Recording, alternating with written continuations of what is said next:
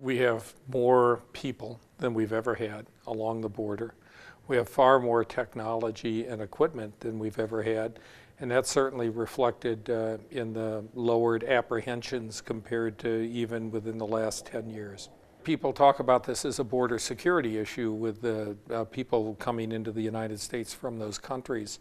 It hasn't been a security issue, it's been a management issue. The human smugglers that are involved or the people themselves have quite easily turned themselves in the vast majority of cases to the Border Patrol. The smugglers have told them, look for someone in a green uniform, that you'll be taken care of, that you'll be protected. There's been no greater numbers of personnel or equipment, from tethered aerostats to ground sensors to the integrated fixed towers that are going up, to the use of unmanned aircraft, on and on and on. If you also look at the crime rates in the cities of Tucson, El Paso, Brownsville, San Diego, etc. These are cities with some of the lowest crime rates in the country. When I was the police commissioner in two of the largest cities in this country, no mayor, no city council, no governor said, you know, you will be failing if there's any crime. I mean, we would have crime in the city of Seattle, we'd have crime in the city of Buffalo, and no one said, well, you obviously are not doing your job because there's been a crime has occurred. Everybody seems to have a bit of a different opinion about what is a secure border. Does that mean no one can ever come across any time? Does it mean that when you go from 1.6 million to well under 400,000 that it's now more secure?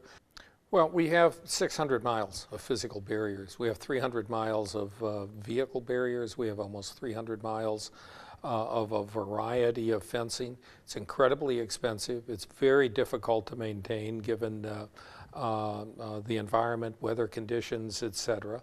We have all of these other pieces of information.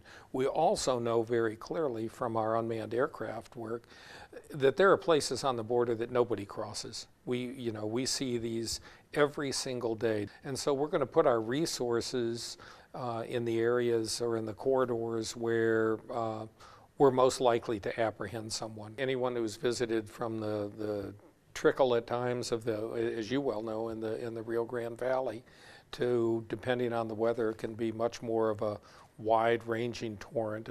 The impossibility of building a wall along that, all the way through the deserts and the mountains of Arizona and the urban areas of San Diego. An attempt to build a wall would be, as most of the research has shown, would be incredibly difficult and very expensive. When you look at the technology that we have now, the sensors, the aerostats, the fixed towers, the unmanned aircraft, the remote video, plus the patrols on horseback, on bicycle, on ATVs, etc.